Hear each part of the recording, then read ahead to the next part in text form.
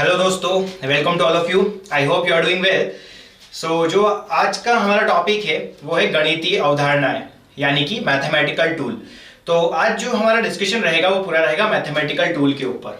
तो यहाँ पर आज जो पहला टॉपिक है हमारा वो है अवकलन, यानी कि डिफरेंशियल कैलकुलस।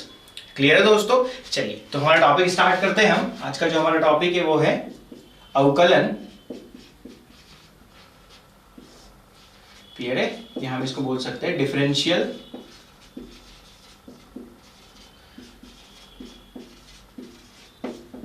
कैलकुलस। ठीक है दोस्तों, अब डिफरेंशियल कैलकुलस क्या होता है ये आज आपको समझना है। ठीक है, तो सबसे पहले मैं आपको एक एग्जांपल देता हूं जिससे आपको समझ में आए एक्चुअल में कैलकुलस की रिक्वायरमेंट क्यों पड़ी। ठीक है दोस्तों, कैलकुलस का जो मतलब होता है, खाली आप इतना सा ध्यान रखिए कि चेंज यानी कि बदलाव। किसी भी ऑब्जेक्ट में अगर कोई बदलाव आ रहा है तो किस तरीके से उसके अंदर बदलाव हो रहा है ये हमें बताता है डिफरेंशियल कैलकुलस। क्लियर है दोस्तों? चलिए यहां देखिए, आपके पास में एक वर्ग है यानी कि स्क्वायर। क्लियर है? जो आपका स्क्वायर होता है इसकी एक साइड होती है यानी कि भुजा, इसकी कोई भुजा होती है। ठीक है दोस्तों, तब यदि मैं कहूं कि इसकी भुजा जो थी a इज इक्वल टू कुछ थी 5 सेंटीमीटर। क्या था दोस्तों? ये जो वर्ग था आपका, इसकी भुजा थी 5 सेंटीमीटर। यदि मैं बात करता हूं इसकी पेरीमेट्री की, अब पेरीमेट्री क्या होता है, यहां देखिए, ये आपके पास में जो वर्ग था इसके यहां से एक पॉइंट को पकड़िए और इसको ऐसे खोल दीजिए। जैसे आप खोल दोगे तो ये एक हिस्सा, ये दूसरा हिस्सा, ये तीसरा हिस्सा, चौथा हिस्सा।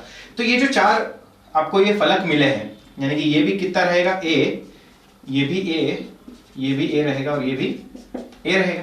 तो ये आपको क्या मिले? चार फलक मिले। इसे खोल दिया आपने तो कितने चार a है, ये 1 2 3 4। तो क्या मैं इसको ले सकता हूं 4a। क्लियर? तो ये होता है आपका क्या, इसका सरकम यानी कि परिधि। जो वर्ग रहेगा उसकी जो परिधि रहेगी यानी कि पेरीमेट्री, वर्ग की परिधि कितनी निकल गई आपके पास में 4a। ये क्लियर है दोस्तों? चलिए, यदि मैं बात करता हूं कि यदि मेरी भुजा 5 सेंटीमीटर है तो जो वर्ग है आपका, इसकी परिधि कितनी रहेगी? तो आप जल्दी से क्या करोगे, एक ही जगह 5 को पुट कर दोगे और आप बोल दोगे 20 सेंटीमीटर इसकी परिधि रहेगी। ठीक है दोस्तों, यदि मैं कहूं कि a जो है आपका अब हो चुका है 6 सेंटीमीटर, यानी कि आपके पास में जो वर्ग था, मैंने क्या करा, पहले 5 सेंटीमीटर मेरा वर्ग था, मैंने हल्का सा खींच के उसको बड़ा कर दिया तो उसकी भुजा कितनी बड़ी हो गई, पहले 5 थी अब 6 सेंटीमीटर हो चुकी है। तो जैसे ये 6 सेंटीमीटर हुई तो इसकी जो परिधि है वो कितनी हो जाएगी, देखिए 4 इंटू a कितना है आपके पास में 6, तो ये कितना हो गया 24 सेंटीमीटर। ये समझ में आया दोस्तों आपको? अब देखिए यहां पर क्या मैंने इसकी परिधि में चेंज किया था? जी नहीं, हमने जो चेंज करा था वो किस में करा था, इसकी भुजा के अंदर। तो जैसे मैंने इस भुजा में परिवर्तन करा वैसे इसकी परिधि में भी क्या हो गया, परिवर्तन हो गया। तो हमें यह जानना है कि कितना परिवर्तन करने पर किसी दूसरी ही वस्तु के अंदर कितना परिवर्तन हो रहा है। समझ में आया दोस्तों? वस्तु को यहां नहीं लेते, जैसे भुजा में परिवर्तन करने पर, भुजा में परिवर्तन किया तो परिधि में भी परिवर्तन हुआ। तो यहां जो ये जो आपको एक सिस्टम दिख रहा है क्या, कि किसी एक वैल्यू में आपने चेंज किया तो दूसरी वैल्यू भी ऑटोमेटिक चेंज हो गई। ठीक है, तो ये जो रहता है ना, ये हमें चेक करना रहता है किसके थ्रू, अवकलन यानी कि डिफरेंशियल कैलकुलस की वजह से ये चेक करना रहता है हमें इसकी प्रोसेस के थ्रू। देखिए यह आपको समझ में आया। अब यदि मैं आपसे बात करूं कि a में कितना चेंज आया यानी कि कितना बदलाव आया, तो आप बोल सकते हैं कि अभी ये जो है, जो a है वो कितना है 6 है, पहले कितना था 5 था। तो जो बदलाव आया है वो कितने का आया है, 1 का बदलाव आया है। यानी कि जो डेल a रहता है ये कितना है आपके पास में 1 सेंटीमीटर। जब इस 5 में आप 1 सेंटीमीटर डालोगे तभी क्या आएगा आपका 6 सेंटीमीटर। यानी कि इसकी भुजा में जो बदलाव है वो कितना है, 1 सेंटीमीटर। क्लियर है दोस्तों? चलिए, ऐसे यदि हम परिधि की बात करें तो ये कुछ परिधि p थी और ये भी कुछ परिधि p थी। ठीक है, इसको हटा देते हैं। तो परिधि में कितना बदलाव आया वो कैसे निकाल सकते हैं हम? तो सबसे बदलाव ये कितना था 24, ये कितना था 20। तो बदलाव कितना आया परिधि में, कितने का चेंज हो गया, 4 हिस्सा चेंज हो गया, यानी कि 4 सेंटीमीटर का परिधि में बदलाव आया। पहले परिधि 20 थी, अब 4 ज्यादा हो चुकी है यानी कि 24 हो चुकी है। ठीक है दोस्तों, यहां पर भुजा 5 थी, हमने 1 का बदलाव किया यानी कि 1 इसको दे दिया तो ये 6 सेंटीमीटर हो गया। तो यहां ये जो आप टर्म देख रहे हो डेल ए डेल पी, ये किस चीज को रिप्रेजेंट करता है? बदलाव को, यानी कि चेंज को, किसी के रेस्पेक्ट में कितना चेंज आ रहा है उस चीज को ये डेल ए और डेल पी बताएगा। इतना क्लियर है दोस्तों? चलिए इतना आप नोट कर लीजिए, फिर हम आगे बात करते हैं। चलिए दोस्तों, आपने नोट कर लिया होगा ये, इसको हम रफ कर देते हैं थोड़ा सा। यहां देखिए, इसको हटाते हैं, ये आपको समझ में आ गया है?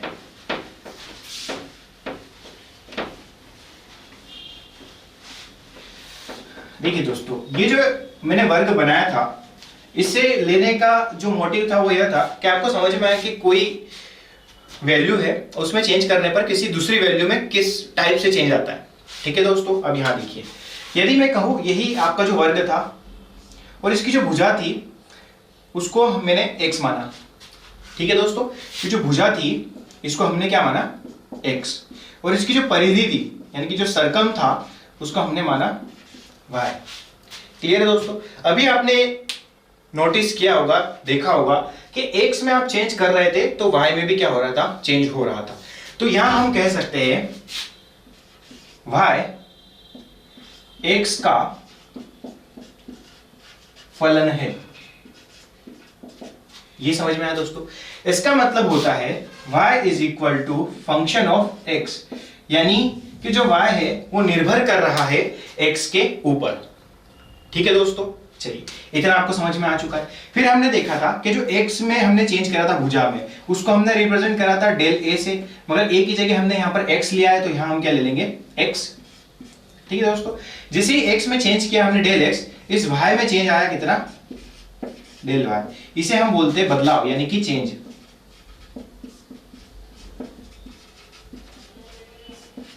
ठीक है दोस्तों, ये समझ में आया?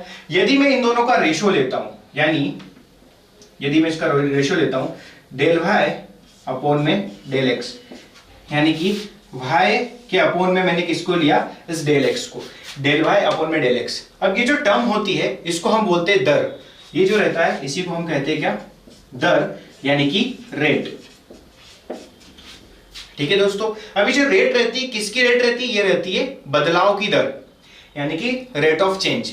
ठीक है दोस्तों, इसी जो डेल y अपॉन में डेल x है, इसी को हम बोलते हैं rate of change of y with respect to x। ये तो हो गई इंग्लिश की बात। अब हिंदी में इसे क्या बोलते हैं हम? y में परिवर्तन x के सापेक्ष। ठीक है दोस्तों, तो ये जो रहता है आपका डेल y अपॉन में डेल x, इसी को हम क्या कहते हैं? दर, और इसे हम कहते हैं y में परिवर्तन x के सापेक्ष, यानी कि y में कितना परिवर्तन हो रहा है जब हम x में परिवर्तन कर रहे होते हैं। तो ये दोस्तों आपको समझ में आया? ये क्या होता है? ये होता है आपका औसत परिवर्तन। किसमें? y में, जब आपने x को परिवर्तित किया। ये क्लियर है? यहां से हमारा जो निकल कर आता है, क्या निकल कर आता है? Differential calculus. ये समझ में आया? ये हो गया आपका दर, यानी कि परिवर्तन को जो बताता है वो दर है। डेल y अपॉन में डेल x का मतलब हो चुका है y में परिवर्तन x के सापेक्ष। x के सापेक्ष का मतलब खाली इतना सा है कि आप x में परिवर्तन करोगे तो y में भी परिवर्तन होगा। क्यों? क्योंकि y जो है फंक्शन है x का, यानी कि y x का फलन है। देख ही चुके हो आप। इसमें भुजा x थी, परिधि कितनी थी? y थी, और ये जो परिधि थी वो क्या था? फंक्शन था किसका? x का। ठीक है दोस्तों, यहां तक आपको क्लियर है? इतना पूरा समझ में आया? अब यहां से अवकलन आया कैसे वो देखना है। तो कुछ नहीं है, बहुत ही ज्यादा नॉर्मल बेसिक कॉन्सेप्ट है। देखिए, ये इतना नोट कर लिया है आपने? चलिए नहीं कराओ तो चलिए, हमको यहाँ स्पेस है, हम यहाँ देख लेते हैं। देखिए दोस्तों, जब आपका डेल y अपॉन में जो डेल x रहता है, ये जितना छोटा होता है, यानी कि जितना अपन ऐसा बोल सकते हैं, फॉर एग्जाम्पल आपने देखा होगा एक होता है कैपिटल ए, एक होता है स्मॉल ए। दोनों को क्या बोलते हो आप? ए ही बोलते हो। कभी ऐसा तो नहीं कहते हो ये कैपिटल ए और ये स्मॉल है, यानी कि डेली रूटीन में एक्चुअल में आपको दिखता है कैपिटल है, ये स्मॉल है, मगर कहीं पर आपको अगर ऐसा लिखा हुआ दिखे AR रहमान, और कहीं पर ऐसा लिखा हुआ दिखे AR रहमान। ठीक है दोस्तों, तो क्या आप इसको ऐसा बोलोगे ये कैपिटल AR रहमान है और ये स्मॉल AR रहमान है? नहीं कहोगे ना। क्या आप कहोगे? ये AR रहमान है और ये भी AR रहमान है। तो सेम कॉन्सेप्ट ये del y upon del x का अभी हम देखने जा रहे हैं। कैसे, देखिए, जब डेल वाई और डेल एक्स छोटा होता है, यानी कि ये बिल्कुल ज्यादा पास में होती है इन दोनों की वैल्यू, तब हम बोल सकते हैं जब ये लिमिटिंग 0 होता है तब इसके छोटे रूप को हम लिखते हैं del y upon del x से। ये समझ में आया दोस्तों? चलिए, जिसको ये समझ में आ गया अच्छी बात है, जिसको नहीं आया है हम आगे एक और एग्जांपल लेते हैं, उसके थ्रू आपको समझ में आ जाएगा। क्लियर है? तो आप इसको एक बार और नोट कर लीजिए। चलिए दोस्तों, यहां देखिए, हम समझना चाहते हैं कि del y upon del x, जब हम डेल एक्स को नियर बिल्कुल 0 तक ले जाते हैं, यानी कि एग्जैक्टली 0 नहीं करते, 0 के नियर ले जाते हैं, तो ये d y upon d x हो जाता है। तो ये कैसे होता है ये हमें चेक करना है। देखिए दोस्तों, यदि मैं बात करूं, आपका x इज इक्वल टू दे रखा है 5 सेंटीमीटर, तो आपका y कितना रहेगा जल्दी से मुझे बताइए? 20 सेंटीमीटर, यहां मैं लिख सकता हूं 20 सेंटीमीटर। इतना क्लियर है दोस्तों? देखिए, यदि मैं बात करूं जो मेरा डेल एक्स है वो मैं लेता हूं कुछ 4 सेंटीमीटर। जैसे मैंने डेल एक्स 4 सेंटीमीटर लिया तो मेरा जो नया x मुझे मिला, यानी कि मुझे जो नया x मिला वो कितना हो जाएगा? 5 + 4 यानी कि 9 सेंटीमीटर। कितना मिलेगा दोस्तों? 9 सेंटीमीटर।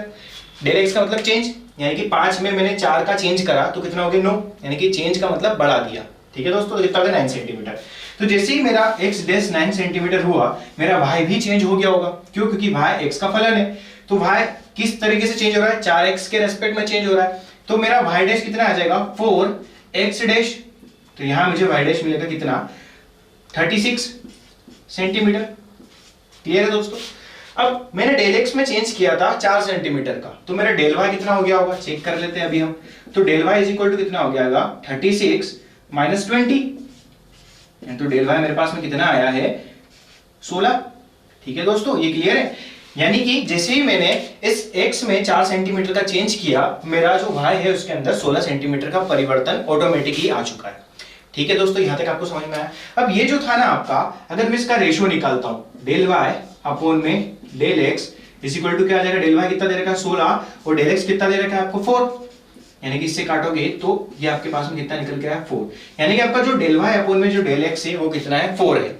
इसका मतलब क्या हुआ कि y में परिवर्तन x के सापेक्ष जो हो रहा है वो 4 के बराबर है। यानी कि यहां 4 था, अगर इस 4 के अंदर आप एक और बार 4 का मल्टीप्लाई कर दो तो ये कितना हो जाएगा? 60, और वही वैल्यू किसकी रहेगी? y, डेल y की रहेगी। ठीक है दोस्तों, ये समझ में आया?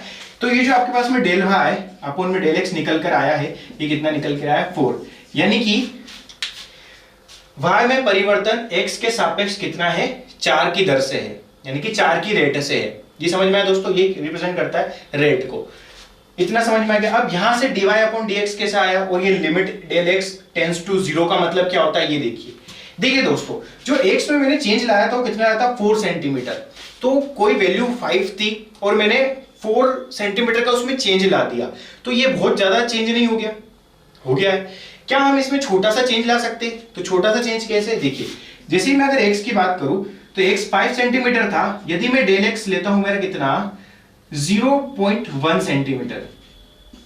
कितना लिया दोस्तों मैंने? 0.1 सेंटीमीटर। तो ये जो 0.1 सेंटीमीटर है ये 4 सेंटीमीटर के कंपैरिजन में बहुत ही छोटा है। छोटा है ना दोस्तों? तो अब जो मेरा नया x डैश मिलेगा वो कितना मिलेगा? 5.1 सेंटीमीटर। ठीक है दोस्तों, अब ये जो मेरा x डबल डैश मुझे मिला है 5.1 सेंटीमीटर, तो मेरा x चेंज हो चुका है, तो मेरा y भी चेंज हो जाएगा। तो कैसे चेंज होगा? देखिए, अब मुझे जो y डबल डैश मिलेगा, यानी कि y मिलेगा कितना? 4 × x, यानी कि 4 × 5.1।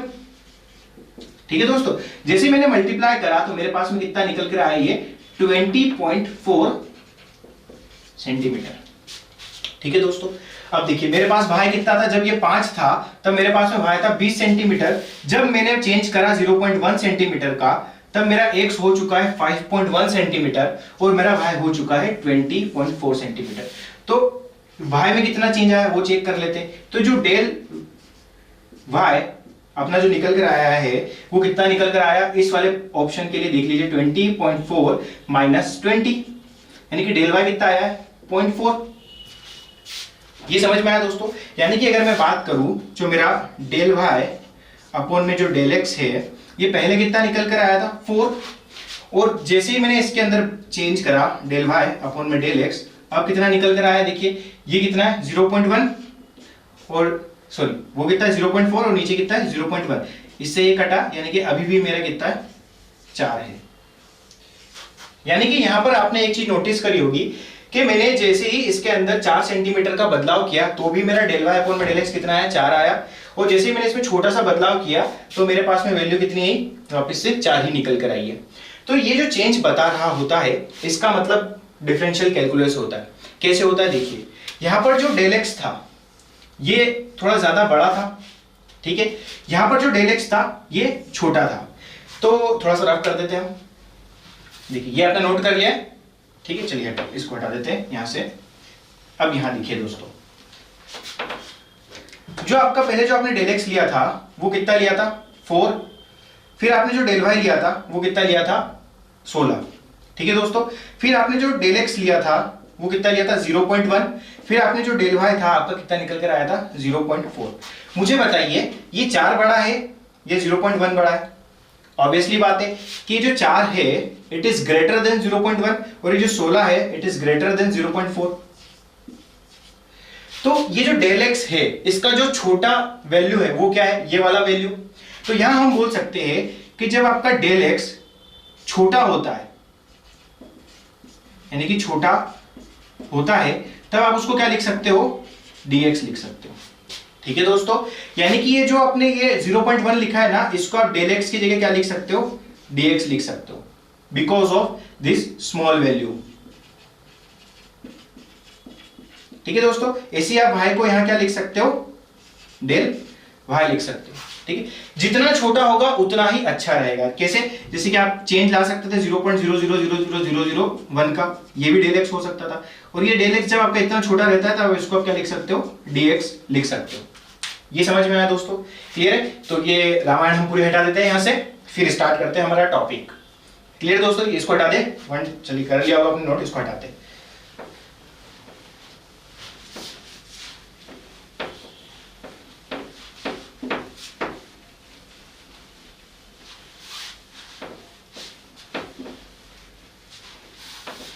देखिए दोस्तों, जो डेल वाई अपॉन में डेल एक्स था ये क्या था, रेट था, यानी कि दर,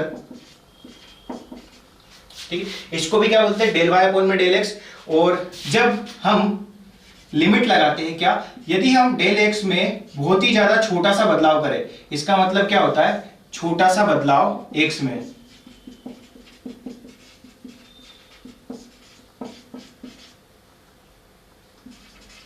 जब हम x में छोटा सा बदलाव करते हैं तब del y upon del x को हम क्या लिख सकते हैं, dy अपॉन में dx, ठीक है दोस्तों। ये उसी टाइप से सिमिलर है जैसे आपका कैपिटल ए और स्मॉल ए था। अभी हमने बात करी थी ना ए आर रहमान की, उससे भी क्या बोला था हमने, ए आर रहमान, और इससे भी क्या बोला था, ए आर रहमान।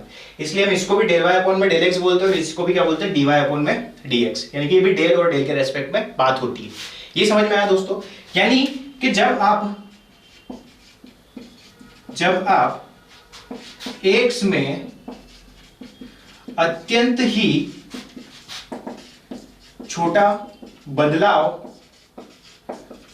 करते हैं तो आप डेल y अपॉन में डेल x को क्या लिख सकते हैं, dy अपॉन में dx, और इसको हम ऐसा लिखते हैं लिमिट डेल x में छोटा सा चेंज। छोटा सा कैसे, बिल्कुल जीरो के करीब। जीरो के करीब कैसे, जैसे कि ये 5 सेंटीमीटर था तो चेंज लाया आपने कैसा 0.1 का, तो जीरो के करीब ही है ना, और भी पास ला सकते थे 0.00001। तो ये जो छोटा सा जो चेंज आ रहा होता है ना, इसी को हम लिखते हैं डेल वाई अपॉन में डेल एक्स के, और इसी को क्या नाम दिया हमने, अवकलन। इसी को नाम दिया हमने क्या, अवकलन। यानी कि जब आपके पास में y यदि x का फंक्शन हो और आप x में हल्का सा परिवर्तन करते हैं तो y में भी कुछ परिवर्तन होता है, तो उस छोटे से परिवर्तन को दर्शाने के लिए हम यूज करते हैं डेल y अपॉन में डेल x, यानी कि अवकलन का। ठीक है दोस्तों, तो यहां तक आपको समझ में आ गया होगा कि ये अवकलन कैसे निकल कर आया। ठीक है दोस्तों, चलिए ये आप इसको इतना सा नोट कर लीजिए।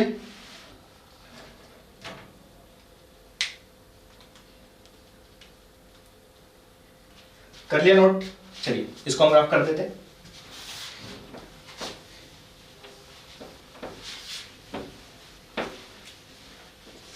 देखिए डिफरेंशियल समझ में आ गया, यानी कि आपको जब भी कोई y किसी x का फंक्शन दिखे तब आप क्या यूज कर सकते हो, dy अपॉन में dx का।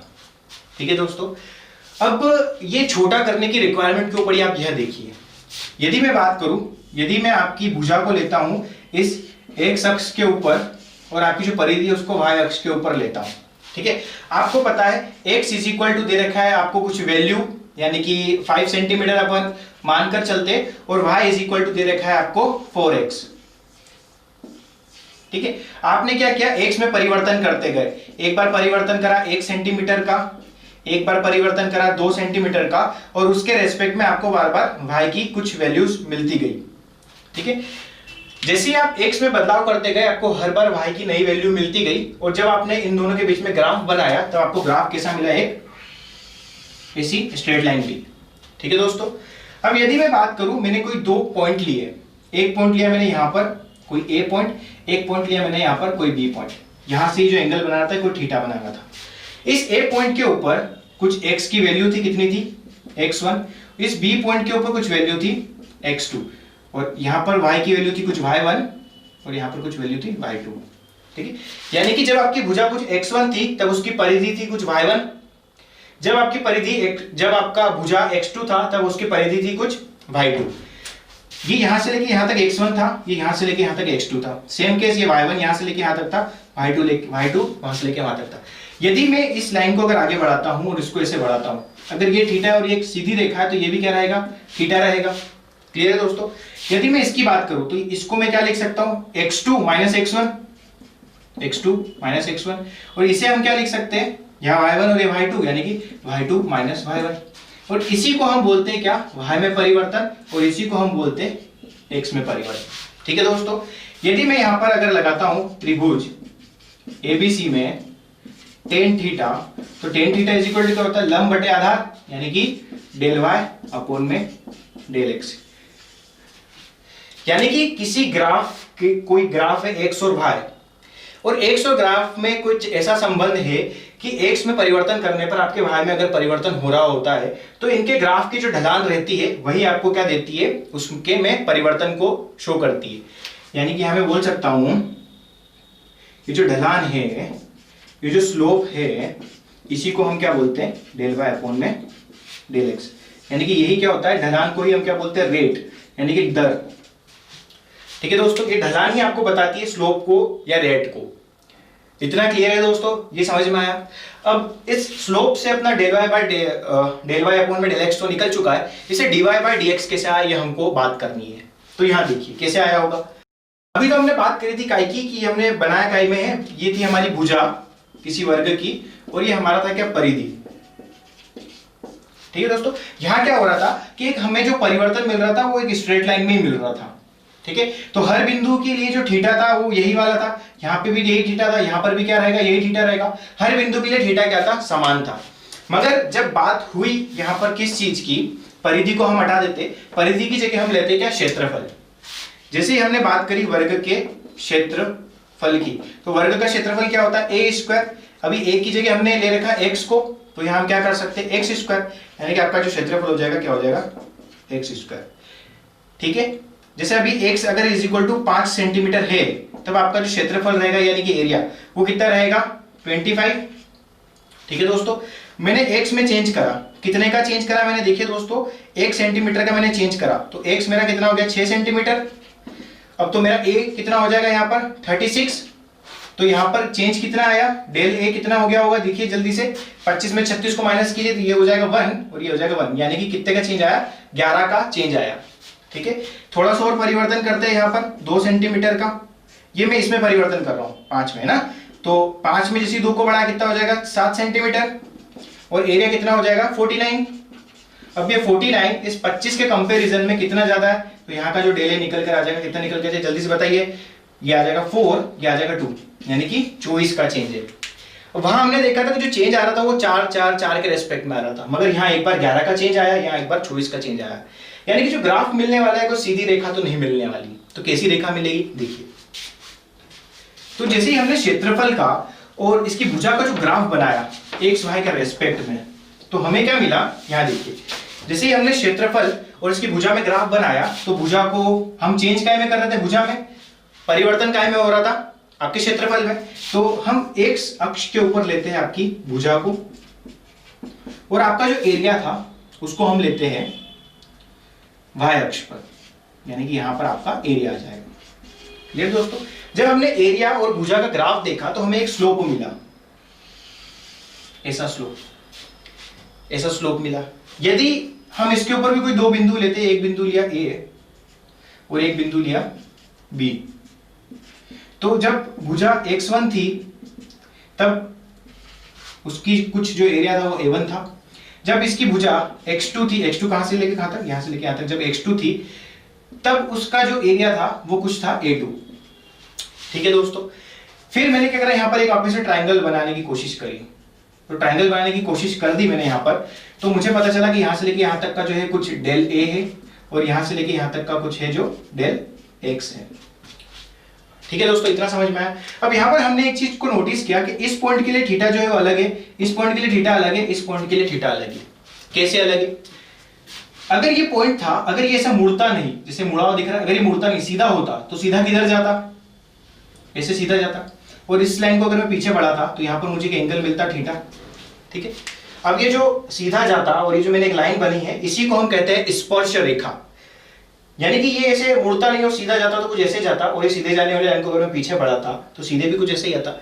यानी कि ये जाने की प्रवृत्ति इसकी ऐसी थी, मगर किसी कारणवश यह ऐसे मुड़ चुका है। तो ये जो ये सटी हुई लाइन आपको दिख रही है इस पॉइंट से, इसी को हम कहते हैं स्पर्श रेखा। ठीक है, ऐसी इसकी स्पर्श रेखा होगी। अगर ये ऐसे मुड़ता नहीं तो सीधा कैसे जाता, ऐसे, और इसका अगर पीछे हम ऐसे जोड़ते तो हमको थीटा मिलता है, ये वाला। तो आप देख सकते हैं कि हर एक बिंदु का जो थीटा है वो अलग अलग है। ठीक है, अब इसको सोल्व कैसे कर सकते हैं? देखिए, हमने तो पहले क्या करा था कि हाँ ट्राइंगल बना लिया था और स्लोप निकाल लिया था tan थीटा से, तो हमें एक दर मिल गई थी del y upon del x के रेस्पेक्ट में। क्या हम यहां पर भी वैसा कर सकते हैं? चलिए देखते हैं। तो यहां हमने क्या किया, ये स्पर्श रेखा को हम सब रफ कर देते हैं। देखिए दोस्तों, ये हमारी कुछ स्लोप थी, कुछ ऐसी,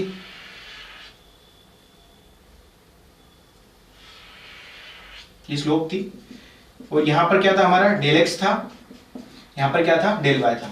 यदि हम वापस से ट्राइंगल लेते हैं ए बी सी में, और यहां पर अगर यदि हम tan थीटा लगाते हैं तो कितना आ जाएगा हमारे पास में, del a अपॉन में del x। ठीक है दोस्तों, जैसे ही मैंने ये निकाला तो ये जो थीटा निकल कर आएगा ना, ये मुझे ये वाली लाइन नहीं मिलेगी। मुझे कौन सी लाइन मिलेगी? इस पॉइंट से लेके इस पॉइंट को जो एक सीधी रेखा जोड़ रही होती है, मुझे ये वाला थीटा मिलेगा। क्या मुझे ये वाला थीटा निकालना था?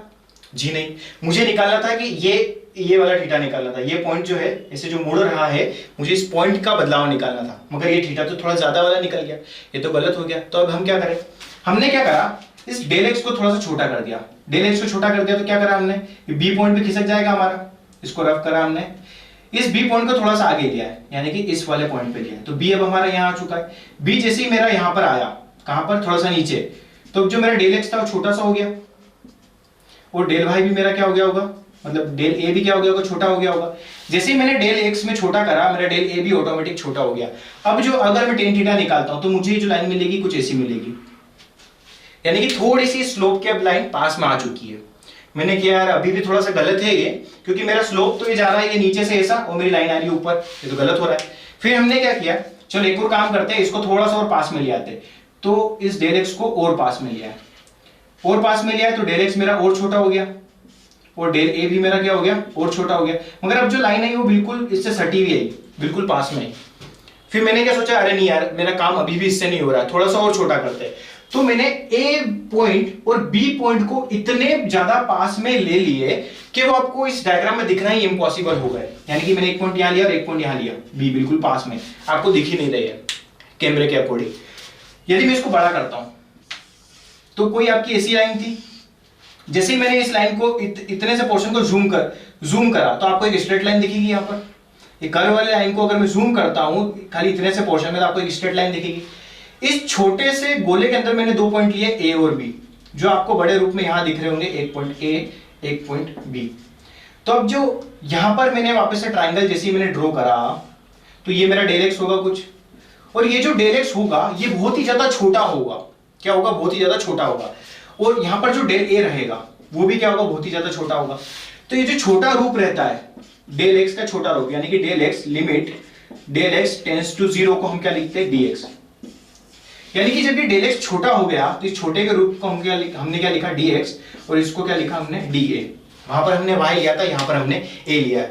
यानी कि हम कह सकते हैं कि जो आपका डेल a, यहां पर a अपोन में डेल x जब था आपका, तब आपकी वैल्यू सही नहीं आ रही थी। जैसे ही आपने डेल एक्स को छोटा करा, यानी कि लिमिट लगाकर डेल एक्स को आपने छोटा करा, तब आपका ये क्या हो गया? डेल ए अपॉन में डेल एक्स।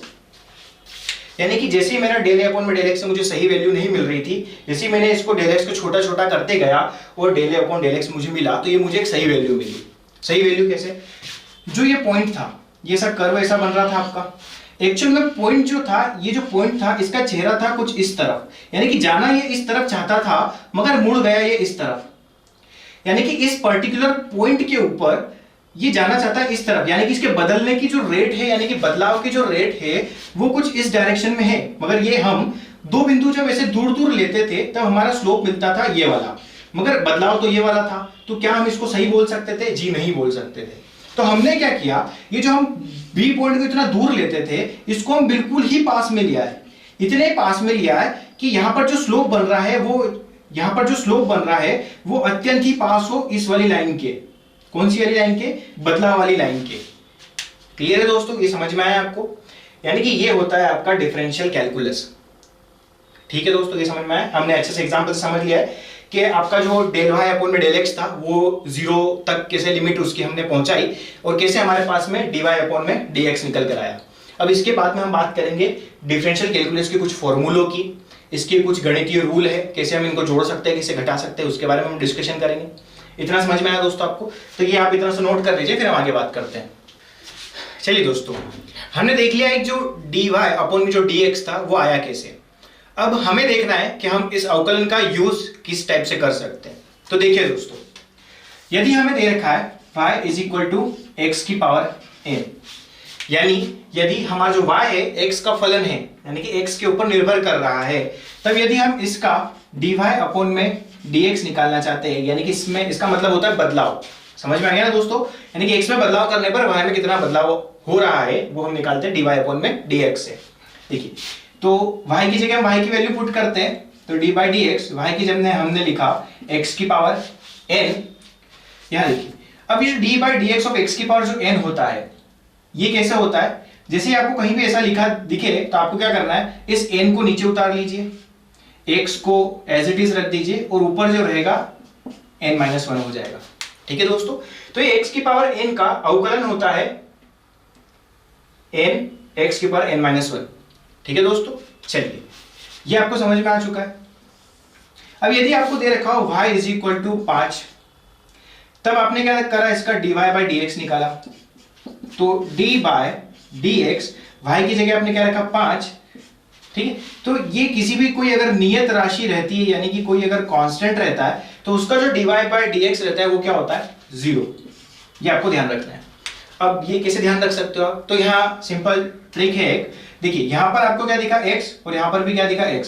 यदि ये दोनों आपको सेम दिखे तो आप समझ जाना कि इसका अवकलन होगा, और अवकलन हो जाएगा कुछ इसके रेस्पेक्ट में। x की पावर n रखा हो तभी यही होगा। यहां पर x था, यहां पर कुछ भी नहीं था x जैसा, मगर ये एक नियत राशि थी, इसलिए क्या हो गया? 0 हो गया।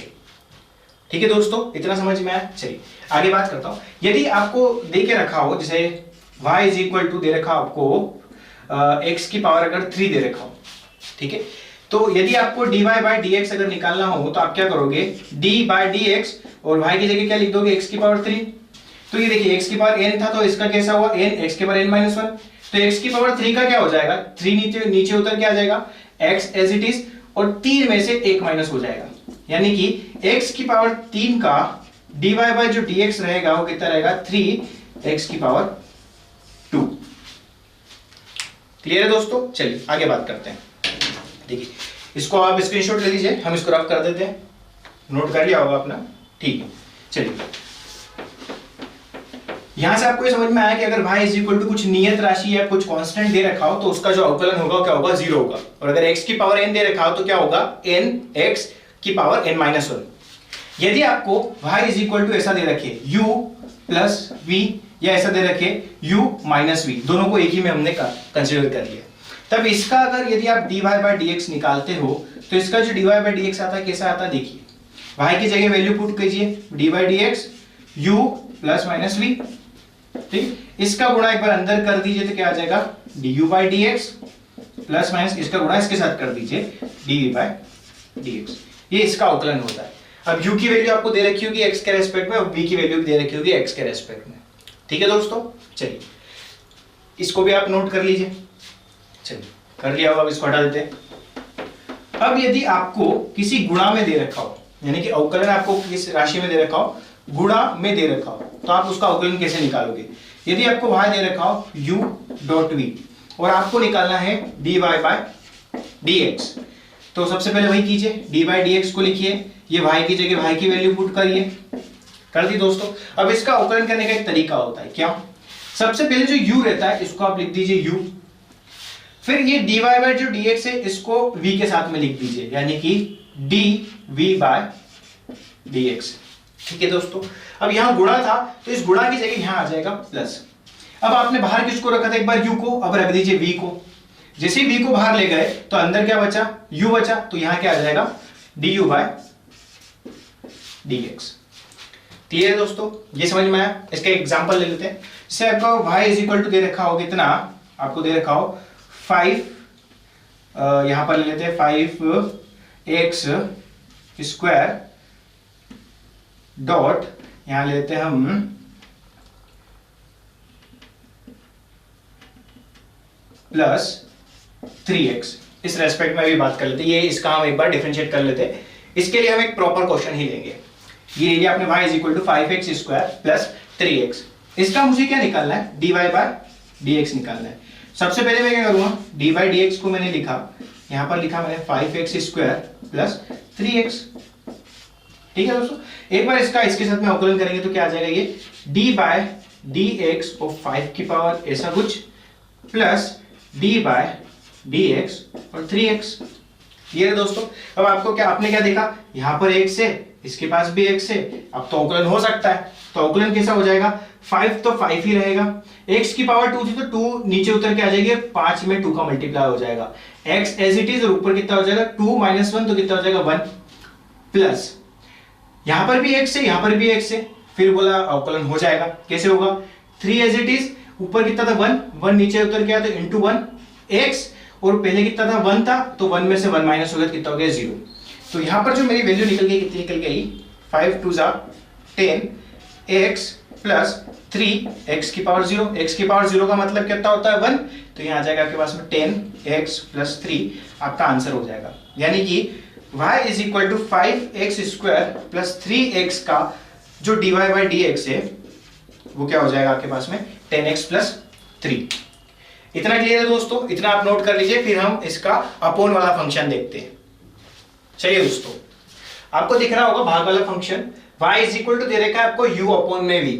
अब यदि आपको इसका क्या निकालना हो, dy बाय dx निकालना हो, तो सेम वही प्रोसेस, d बाय dx को आपको लिखना है और y की जगह आप क्या लिखोगे, u बाय v। इतना लिखने के बाद में आपको क्या करना है, नीचे क्या है v है, इस v को आप यहां लिखिए, सबसे पहले v लिख दिया, v को आपने बिठा दिया, v को बिठाने के बाद में इस d बाय dx का u के साथ में लिख दीजिए, यानी कि du बाय dx। क्लियर है दोस्तों। अब ये अपोन में था तो इसलिए यहां पर क्या आ जाएगा, माइनस। अब एक बार आपने v को ऐसे चुपचाप बिठा रखा है, अब चुपचाप बिठा दीजिए किसको, u को जैसे चुपचाप बिठा दिया, फिर dv बाय dx लिख दीजिए, ठीक है। इतना होने के बाद में ये अपोन वाला फंक्शन था तो बटे में अपोन लगाइए, और नीचे क्या था, v था, इस v का स्क्वायर कर दीजिए, तो ये आपका सॉल्व हो जाएगा। ठीक है दोस्तों, ये समझ में आया। तो ये अपोन वाला फंक्शन था। अब मैं आपको बोर्ड के ऊपर कुछ फॉर्मूलेज लिख देता हूं जो अवकलन से रिलेटेड रहते हैं। ठीक है दोस्तों, जैसे sin x का dy बाय dx क्या होगा, ठीक है, cos x का dy बाय dx क्या होगा। यदि आपको कोई वैल्यू ऐसी दे रखी है जैसे कि y इज इक्वल टू आपको दे रखा हो sin x, और आपको निकालना हो क्या, dy बाय dx निकालना, तो आप इस sin x का कैसे निकाल सकते हो, dy dx of sin x, ये अभी मैं आपको फॉर्मूला लिख देता हूं, वो अब इसे याद कर लीजिएगा। ठीक है दोस्तों, ये आपको आगे न्यूमेरिकल्स में काम आएंगे। यदि आप IIT JEE की तैयारी कर रहे हो तो आपको अवकलन का काम पड़ेगा। ठीक है दोस्तों, जो यूनिट 3 है, अध्याय 3 एक विमीय गति, उसके अंदर वेलोसिटी, एक्सेलरेशन, जो ताक्षणिक त्वरण, जो ताक्षणिक वेग रहता है, उसके अंतर्गत आपको अवकलन की आवश्यकता होती है। ठीक है दोस्तों, ये समझ में आए, यानी कि हम वहां पर भी बदलाव की बात करते हैं। ठीक है दोस्तों, तो आप इसको नोट डाउन कर लीजिए। चलिए दोस्तों, यहाँ पर बोर्ड पर आपको फॉर्मूलेज लिखे हुए दिख रहे होंगे। देखिए यहाँ पर मैंने अवकलन लिख रखे हैं, जो साइन एक्स और आपके ट्रिग्नोमेट्री वाले रूल्स रहते हैं उनके अकॉर्डिंग। यदि आपको डी बाई डी एक्स और log x दिखा मिले, तो यहाँ पर भी x है, यहाँ पर भी x है, तो उसका अवकलन क्या हो जाएगा 1/x। D by d x of log, अगर बेस में a x है तो इसका क्या हो जाएगा 1/x log e a। D by d x of sine x क्या होता है cos x। D by d x of cos x क्या होता है माइनस का साइन x। ये जो cos वाली टर्म रहती है ना, ये हमेशा उल्टी चलती है, तो ये माइनस साइन दे देती है, तो cos x की जगह क्या रखोगे माइनस का sine x। D by d x of sec x क्या हो जाएगा sec x dot tan x। D by d x of tan x क्या हो जाएगा sec square x। D by d x of cot x क्या हो जाएगा minus का cosec स्क्वायर x, और cosec x का क्या हो जाएगा माइनस का cosec x dot cot x। यहाँ खाली माइनस का ध्यान कैसे रखोगे, जो भी c से स्टार्ट हो रहा है ना, उनके आगे आपको माइनस लगाना है, बस इतनी सी लाइन आपको ध्यान रखनी है। इधर का पोर्शन आपको दिख रहा है, चलिए हम चेक कर लेते हैं एक बार।